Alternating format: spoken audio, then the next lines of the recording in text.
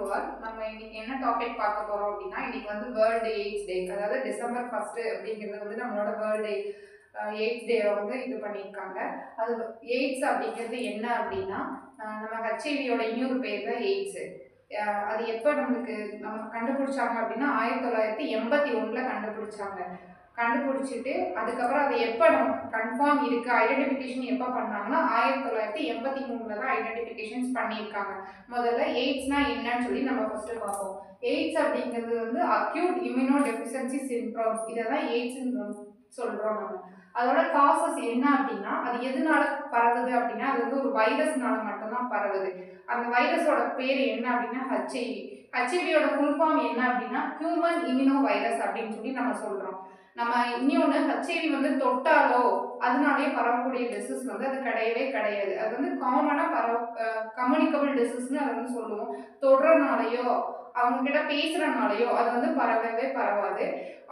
ஒருத்தவங்க அவங்க HIV patient சொல்லிட்டு நம்ம கன்ஃபார்ம் பண்ணிட்டு அவங்களோட பிளட்டை எடுத்து இன்னொருத்தவங்களுக்கு டிரான்ஸ்மிஷன் பண்றனாலையும் பரவலாம்.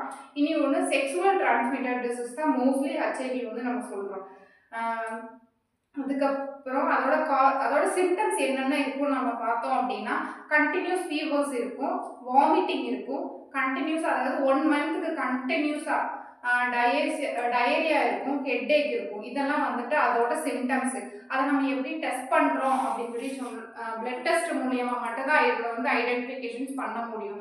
பிளட் டெஸ்ட்டில் வந்து நம்ம 3 டைப்ஸாக பண்ணுறோம். அது வந்து ஆன்டிபாடி, ஆன்டி ஏஜென்ட்ஸ் அண்ட் நியூக்ளியாசைட்ஸ். அதாவது ஆன்டிபாடி அப்படிங்கிறது வந்துட்டு 10 to 33 டேஸில் வந்து அதை வந்து பார்த்துடலாம். இதுவே ஆன்டி ஏஜென்ட்ஸ் அப்படிங்கிறத வந்துட்டு 23 டேஸ் டு 10 டேஸ்க்குள்ளே 10லேருந்து 33 டேஸ்க்குள்ளே பார்த்துடலாம். இதுவே நியூக்ளிக் ஆசிட் டெஸ்ட்டை வந்துட்டு 27 to 45 டேஸில் பார்த்துக்கலாம்.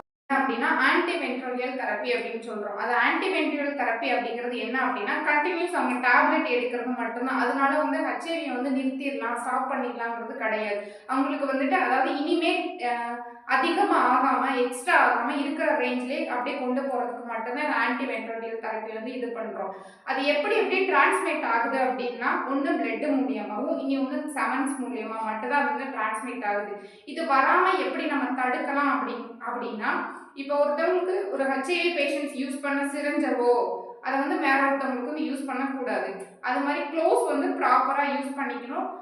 நீடில்ஸ் அதெல்லாம் டிஸ்போஸ் கரெக்டாக பண்ணிக்கிட்டே இருக்கணும். பேலன்ஸ் டயட் வந்து மெயின்டைன் பண்ணணும். ரெஸ்ட் எடுக்கணும். ஸ்மோக்கிங் இதெல்லாம் வந்து அவாய்ட்